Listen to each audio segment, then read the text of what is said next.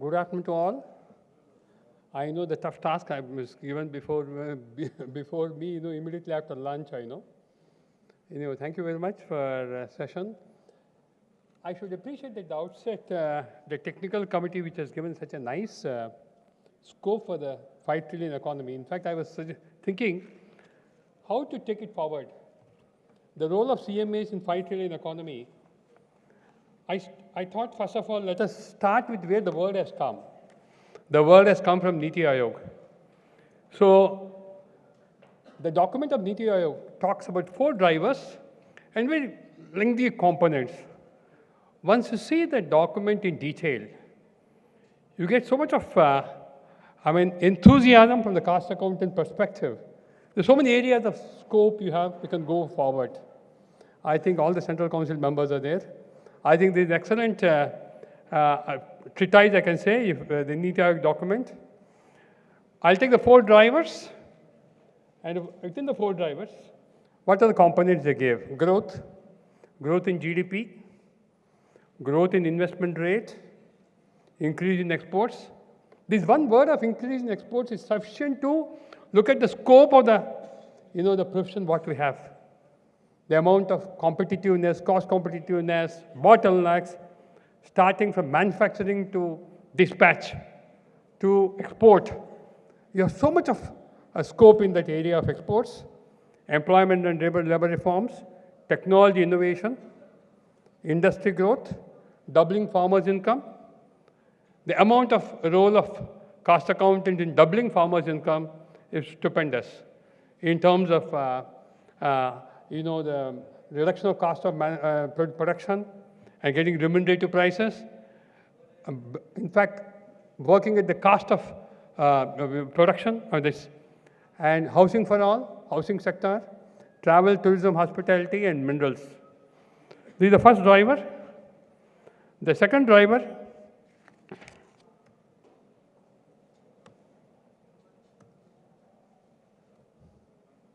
infrastructure.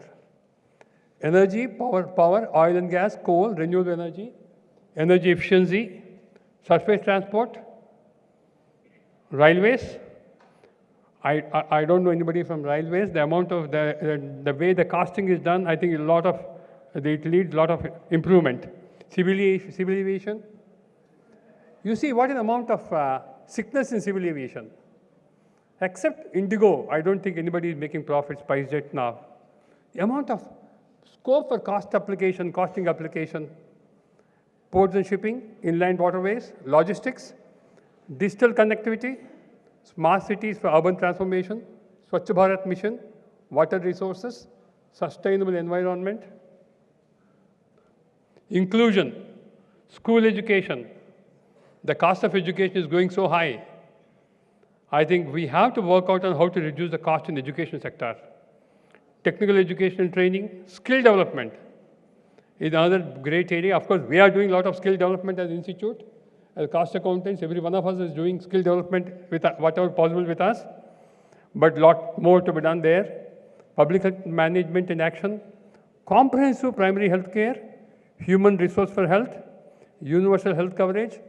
I can tell you health coverage and universal health coverage, a lot of bottlenecks with IRDA. When I speak to IRDA the other day, in fact, they're asking, I told the president also that they're asking us to conduct a seminar for workshop for costing in the insurance sector. The ABC costing is required in the insurance sector, and standardization of costing is required. Standardization of service-wise cost is required. IRDA is really looking towards the institute how to standardize the cost of delivery of any major operation or a major activity. Then nutrition, gender. And the next important is governance. Balanced regional development, Northeast region, legal judicial police reforms, civil services reforms, modernizing city governance,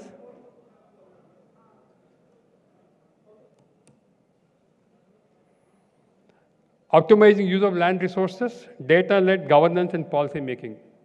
In fact, when I saw the four growth drivers, the feeling I got is the banking and finance sector is not giving due importance in the whole drivers. without which, without banking and economic sector giving proper importance in this, it's very difficult to achieve 5 trillion. It is the lifeline, the bloodline for the economy. I think the driver has to come. The message can go from this forum to the government that banking and finance and economic is totally neglected in the growth drivers. Sorry to say this in the public forum, but it's very important. Now, what is the 5 trillion where we are? We are right now at 2.8. Last year, we were at 2.7. We're 2.8. You can, by 2024, 5 trillion, your asking rate is 11.5% growth in the GDP. Where are we? Can we achieve? What is the cost accountant has to play a role? What a CMA has to play a role in this? And let us look at it from different perspective. Where are we? We are at 7.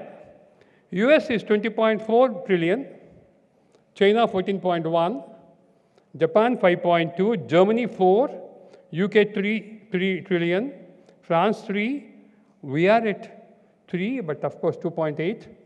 Then 2.2 is Italy. Somewhere in 7, 6, we are moving between 7 and 6. From there, if you achieve 5 trillion, yes, by 2030, the projected is 5.9 trillion, you may become third largest in the world. So this is the expectation. This is the GDP expectation by the World Economic Forum. And what I'm seeing, where are we? Can we, basically, unless we do exports, we are export competitive, we are globally competitive, we can't achieve 5 trillion, there's no doubt. The Indian consumption only cannot support economy to become 5 trillion. So what is it? Where are we in global competitive? I was searching in the Google, where are we? The 2019 latest report, which has come in the September, October, had ranked us as 68, where we were 58 last year. So we were down by 10 ranks in the last 1 year. They're really heartening to us. And the 10 ranks practically has, out of the 68, this is of 141 economies, is a composite index, national competitiveness, which are defined as institutions, policies, factors, and level of productivity. I mean, it's a composite index. And Singapore stood at first rank, USA at second rank, Japan, Germany are in 6th and 7th, China is in 28th. So you can imagine, long way to go. Of course, you may say, sir, you are not pointing out 3rd, 4th, 5th. There are small countries, Netherlands, and small countries with low GDP. So in terms of high GDP countries, they are 1st, 2nd, 6th, 7th, 28. We are way back at 68. Market size, what are the strengths of our economy? The market size, 3rd rank. Corporate governance, 15th rank. To all the friends who have come from foreign countries, you can see the governance structures in India. Indian governance, we started from Kautilya days, before 350 AD. We were before 350 BC. I mean, we are strong on the governance. So I feel pride to see 15th rank in governance. And future orientation of government, 15th rank. Public sector performance, 25th rank. Tiwari sahab can be happy. That's satisfied that we are far among many public sectors. Transport, 28th rank. Innovation, 35th rank. We feel proud about our ICT, but we got very low rank in ICT. I'll come back to that. Financial system, 40th rank. Macroeconomic stability, 43rd rank. Checks and balances, 54th rank. 54 should have not have been given here.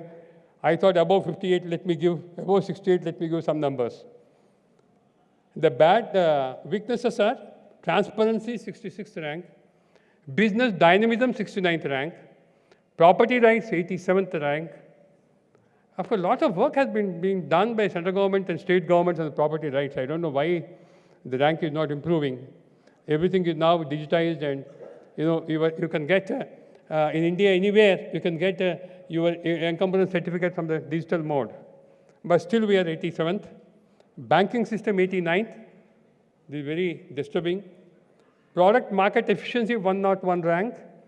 Social capital, 101. Labor market, 103.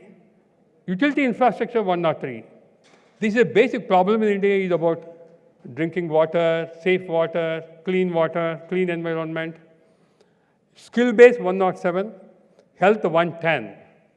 In spite of all the schemes we have, 110. Then your ICT adoption, 120th.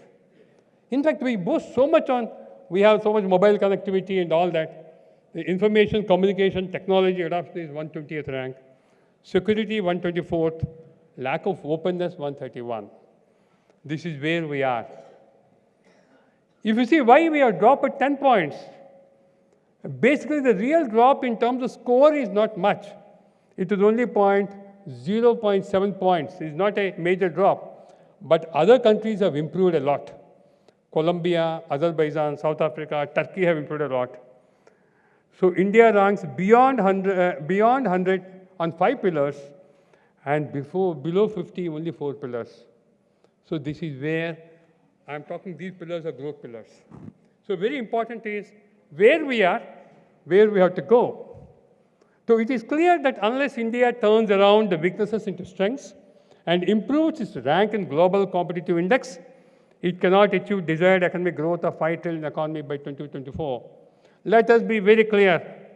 Unless the weaknesses are turned into strengths, a very tough task to achieve 5 trillion. In this context, the role of cost accountants in developing innovative cost management strategies becomes imperative.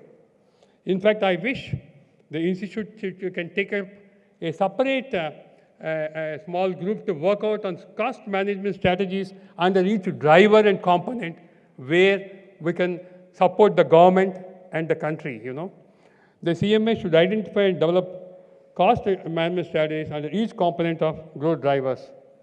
With this, I think I hope I have given the proper adequate introduction, where we are, where we have to go, our cost management strategies. With this now I'll pause for next 1 hour, 15-20 minutes. So I request, I think Tiwari ji got some important appointment, so I request Tiwari ji to take up the first session, then other speakers will come one after the other.